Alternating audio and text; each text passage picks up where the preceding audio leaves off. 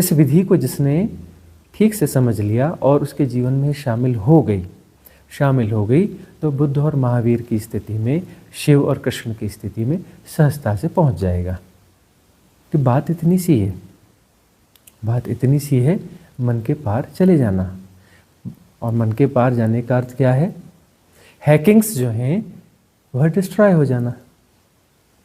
समस्या क्या है? समस्या सिर्फ हैकिंग की समस्या, और कोई समस्या है ही नहीं। तुम तो वही हो जो तुम्हें होना चाहिए। तुम शिव हो जाओगे, कृष्ण की हैसियत के हो जाओगे। इसका अर्थ क्या है? तुम नहीं हो और हो जाओगे? अरे तुम हो ही, उसी हैसियत के हो। बस हैकिंग की समस्या है। तुम हैक्ड हो। और हैक्ड किससे हो? अपने आप से हो, अपने मन से हो। ठीक है ना? तुम मन हो और मन क्या है? द्वंद्व है, डुअलिटी है। उसमें एक हिस्सा कॉन्शियस माइंड है, एक हिस्सा सबकॉन्शियस माइंड है। समस्या यह है कि सबकॉन्शियस माइंड बड़ा हो गया है, बहुत ज़्यादा बड़ा हो गया है। कॉन्शियस माइंड छोटा हो गया है। हमारी सभ्यता, हमारा विकास, हमारा इंटेलिजेंस, हमारी टू मच इन्फॉर्मेशंस, हमारी टेक्नोलॉजी हमारे सबकॉन्शियस माइंड को बड़ा करती जा रही हैं। कॉन्शियस माइंड छोटा होते जा रहा है। आपकी तर्क क्षमता बढ़ रही है ना? आपकी तर्क क्षमता बढ़ रही है, आपकी बहस करने की, जस्टिफिकेशन की यह क्षमताएं आपकी बढ़ रही हैं। आप किसी भी स्थिति के बारे में कुछ भी डेफिनेशन दे सकते हैं, उसके बारे में बहुत सारी इन्फॉर्मेशंस दे सकते हैं। धर्म, ध्यान, साधना, साइकोलॉजी, हर सब्जेक्ट पर आप बहुत अच्छा बोल सकते हैं, बहुत अच्छा बता सकते हैं। और सारी प्रक्रिया किसके माध्यम से हो रही है? सबकॉन्शियस माइंड के माध्यम से। ये सारी ट्रेनिंग उसे ही दी जा रही है।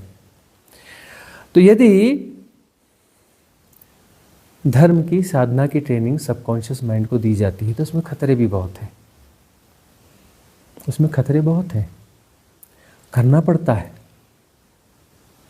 आपके सबकॉन्शियस माइंड को कुछ टेक्निक्स दी जाती हैं, ट्रेंड किया जाता है, साधनात्मक विधियां दी जाती हैं, आपके सबकॉन्शियस माइंड को दी जाती हैं। लेकिन इसके खतरे बहुत ज़्यादा हैं। ऐसे बहुत सारे हठयोगी हैं, है ना, हमारे बीच में भी हैं, जो पूर्व जन्मों में काफ़ी उच्च अवस्था में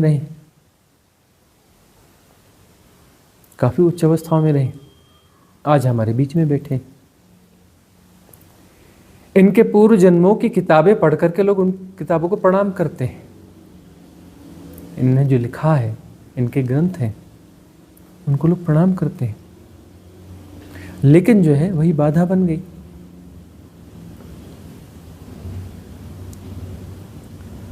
वह ट्रेनिंग जो है सबकॉन्शियस माइंड की, वही बाधा बन गई। क्योंकि सबकॉन्शियस माइंड पूरी तरह से क्लीन होना चाहिए, धर्म, ध्यान, आत्मा, परमात्मा, समाधि, मुक्ति सब विसर्जित होना चाहिए। मुक्ति क्या है? मुक्ति के बारे में तुम बहुत सुंदर भाषण दोगे, क्यों दे रहे हो सुंदर भाषण? समाधि के बारे में तुम बहुत कुछ चर्चा कर सकते हो, क्यों कर पाते हो? क्योंकि यह तुम्हारे सबकॉन्शियस माइंड में बिल्ट है, एक पैटर्न है, जरूरी है। क्योंकि दूसरा गार्बेज इतना ज़्यादा है, उसको रिप्लेस करने के लिए कुछ ये डालना जरूरी भी है। लेकिन इससे मुक्त होना ज़्यादा मुश्किल है। उस गार्बेज से मुक्त होना तो वो कठिन वह भी है, लेकिन फिर भी हो जाता है। लेकिन यह गार्बेज जो है, इससे मुक्त होना बहुत मुश्किल है। यह हैकिंग बहुत खतरनाक है। तो हैकिंग को तोड़ा कैसे जाए? अब शब्दों से, बहस से, तर्क से, शास्त्र से, शास्त्रार्थ होते रहे ना। कितने शास्त्रार्थ हुए हैं, है ना? राजा जनक के दरबार में कितने शास्त्रार्थ होते रहे, बड़े उच्च कोटि के शास्त्रार्थ होते रहे, और जीवन भर वो शास्त्रार्थ करवाते रहे। क्यों करवाते रहे? कि इस बहाने, इस शास्त्रार्थ से शायद कोई एसेंस मुझे मिल जाए, शायद मेरी छलांग लग जाए, विसर्जित हो जाऊं, किसी बहाने पार हो जाऊं, मुक्त हो जाऊं। लेकिन क्या हो पाया? सब महानतम ऋषि मुनि जो उस तत्कालीन परिस्थितियों में रहे हैं, वो उनके दरबार में रहे, आए, उन्होंने शास्त्रार्थ किए, उनके ग्रंथ पूरी दुनिया में मशहूर हैं। जो ऋषि मुनि वहाँ पर आए, जनक के दरबार में जितने लोग आए उनके और उनके शास्त्रार्थ जनक ने सुने हैं, वह ग्रंथ जो हैं सैकड़ों की संख्या में है। और वह ग्रंथ जो है महानतम ग्रंथ आज भी माने जाते हैं। और उन ग्रंथों के वह रचयिता खुद वहाँ मौजूद रहे। बहुत सारे ग्रंथ वहीं जो शास्त्रार्थ हुए उसके आधार पर वो ग्रंथ सृजित हुए हैं। और राजा जनक की बात बनी नहीं, इतने मेधावी, इतने फ्लेक्सिबल, इतने सहज, उनकी बात वहाँ बनी नहीं। क्यों? क्योंकि साधना से संबंधित जो इन्फॉर्मेशंस हैं